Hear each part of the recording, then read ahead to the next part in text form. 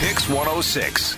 1-800-LAW-1010, 1-800-LAW-1010.com, where they'll turn you into a zombie if you're bad, and they'll turn you into a good person if you're a zombie, right? Yeah. Well, yeah. I mean, right. I saw that. I saw that too. We made that a long time ago, and I kind of hadn't thought about that commercial in a long time, but yeah, there it was. Paul, did you make it and sit on it for the Super Bowl, or had it run before? No, we just used it for the Super Bowl. It just ran then, and it's going to run a few more times after. But yeah, we made it, I think, in June. But I hadn't seen the zombie incomplete. She's actually a beautiful young woman. She is. And so I had not seen her in zombie gear until that ran. Well done. We were proud. 1-800-LAW-1010.com, 1-800-LAW-1010. So let me just get this one out of the way, because I'm a little confused. There's no way Amanda Knox gets exported, or whatever they call that, right? What do they call it? What do they call it? Now I've forgotten what the real word is. It's something like that.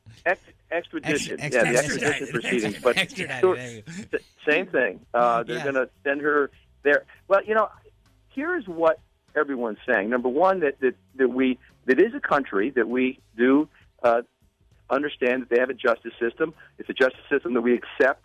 We actually expect extradition back from them. Right. And the U.S. is the country that does the most extraditing in the world. So it's not, if they ask for her, we will give her, is what the legal scholars are saying, and what the Justice Department is not saying.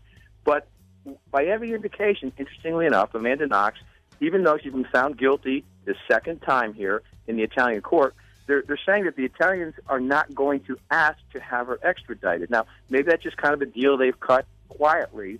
I don't really understand why they're not going to do that. But as soon as they sent her home, that sort of was sending a message. But we'll see. But if they do ask, if there's public outcry in Italy, and now remember, this is a British citizen that was killed. So this is not an Italian citizen that was killed in that apartment. So that may play into some of the sympathies with the Italian folks who maybe are not pressing for this as hard. But if they ask for her, the U.S. government has to, by everything that I've read and everything that I can see, send her back to serve out her sentence. She can't claim double jeopardy or any of that crap, right?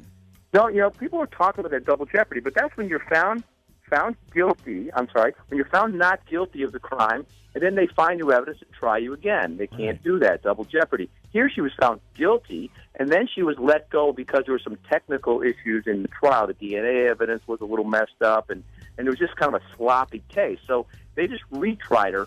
So this double jeopardy argument, I've heard it a lot. It really doesn't apply in our system or theirs, but it just feels like it, because here she was sent home. I think I think we can all agree that Amanda Knox is really one smoking honey, huh? She's a honey. Just too attractive to go to jail. She's too attractive to go to jail, right? Could have been a zombie, yeah. Yes, could have gone zombie with it. Exactly. Yeah. All right, so why we really had Paul Harding on this morning is we talked to Tommy Lee from Motley Crue after they signed what's called the Cessation of touring, where they all agree they will never tour again. Now, Tommy was on this show last week, and Quinn asked him, even if you guys want to get back together, you can't. And Tommy said, no, we can't. And I'm not buying that. So what do you see in a cessation of touring, Paul?